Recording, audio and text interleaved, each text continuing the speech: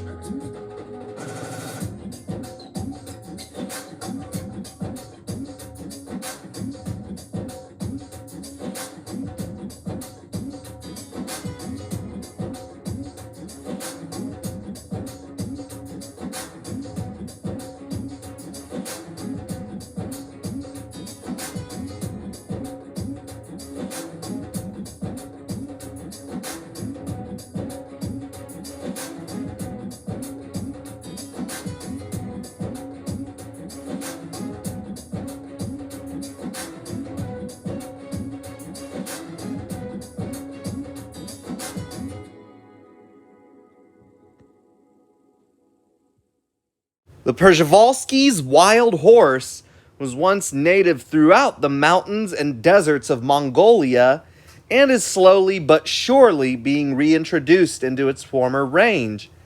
And it was named after a Polish explorer who discovered them about 100 years ago. All Przewalski's wild horses are brown, but they come in many different shades of brown. Often very dark horses and very light horses are found in the same herd.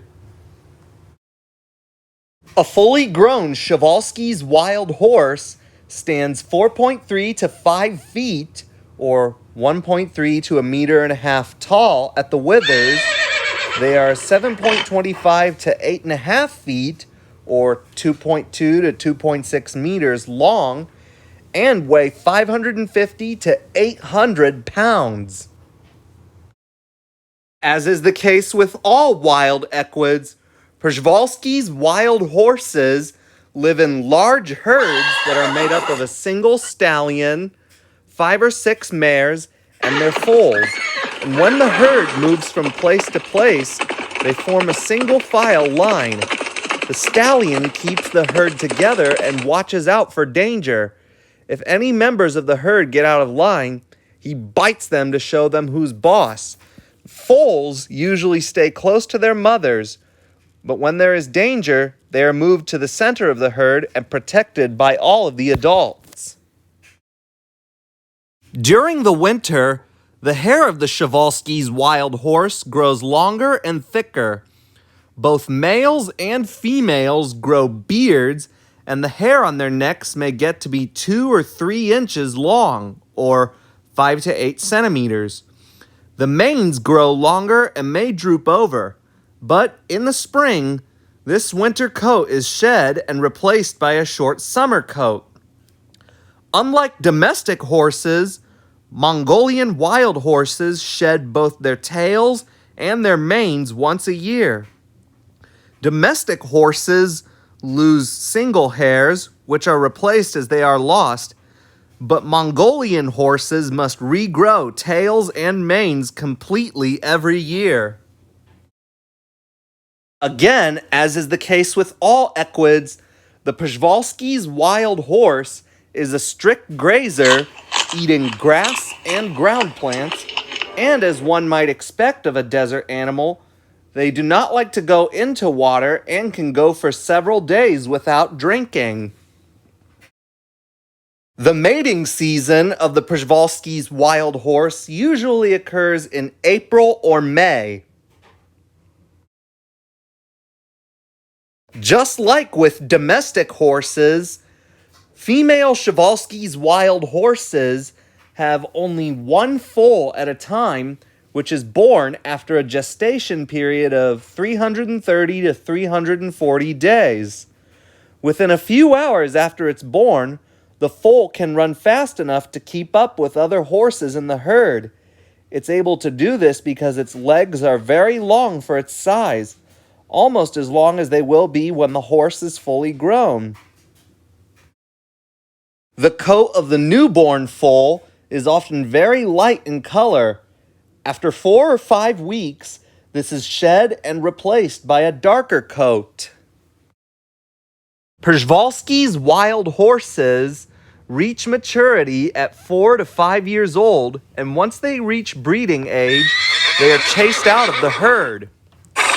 Przewalski's wild horses can usually live to be 20 to 25 years old in zoos, which is about half as long as domestic horses. The Przewalski's wild horse is a critically endangered species. It's threatened by competition with livestock for grazing grounds and by poaching for its hide and meat. Their genetic diversity is also threatened by hybridizing with domestic horses.